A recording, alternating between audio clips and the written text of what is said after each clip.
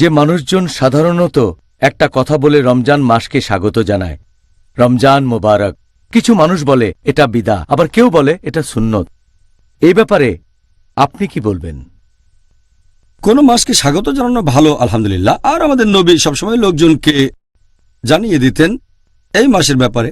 এ ব্যাপারে আমি আগেও বলেছি যে আমাদের নবী মুহাম্মদ সাল্লাল্লাহু আলাইহি ওয়াসাল্লাম, এটার উল্লেখ আছে মুসনাদ আহমদ খণ্ড নম্বর 2 পৃষ্ঠা নম্বর 230, হাদিস নম্বর 7148। এছাড়াও এই হাদিসটা আছে সুনান আল নিসায়ে অধ্যায় নম্বর 5 হাদিস নম্বর 2106, যে আমাদের নবী মুহাম্মদ সাল্লাল্লাহু আলাইহি ওয়াসাল্লাম রমজান মাসের আগমনের কথা সবসময়ই লোকজনকে জানিয়ে দিতেন যে রমজান মাস সামনে। আমাদের নবী সে সময় লোকজনের উদ্দেশ্যে বলতেন, সবাই শোনো, রহমতের মাস রমজান এখন তোমাদের সামনে, আর আল্লাহ সুবহানাহু ওয়া তাআলা তোমাদের আদেশ দিয়েছেন যে তোমরা এই মাসে রোজা রাখবে। তাহলে নবী এই মাসকে স্বাগত জানাতেন, তিনি মানুষকে শুভেচ্ছা জানাতেন।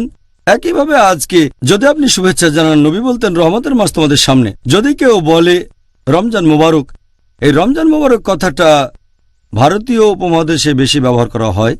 ভারতীয়রা বলে, পাকিস্তানিরা বলে, কারণ এই শব্দ মুবারক, বারকা হলো একটা আরবি শব্দ, বারকা মানে আশীর্বাদ, আর এই মাসটা আসলে রহমতের মাস। কিন্তু ভারতীয় আর পাকিস্তানিরা যখন এই মুবারক শব্দটা বলে, তারা এটা বলে অভিনন্দন জানানোর জন্য। কেউ পরীক্ষায় পাশ করলে উর্দুতে তাকে মোবারক দেওয়া হয়, এটা কিন্তু এসেছে আরবি শব্দ বারকা থেকে।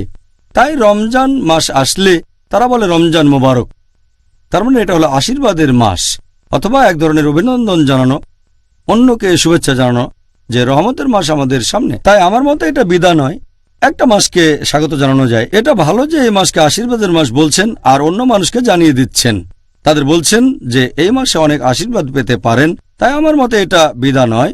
তবে কিভাবে শুভেচ্ছা জানাচ্ছেন, যেভাবে বলছেন, সেটা হলো মুবাহ, তার মানে ঐচ্ছিক। ভারতীয় উপমহাদেশে আমরা সাধারণত বলে থাকি রমজান মুবারক, মধ্যপ্রাচ্যের দেশগুলোতে বলে থাকে রমজান করিম। এই সবগুলো কথাই আসলে ভালো, পবিত্র মাস, আশীর্বাদের মাস অথবা ক্ষমাশীলতার মাস।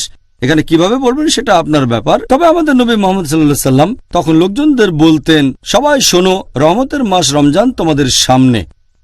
আমার মতে লোকজন সবাইকে শুভেচ্ছা জানাবে, সবাইকে মনে করিয়ে দেবে এই রহমতের মাসের ব্যাপারে।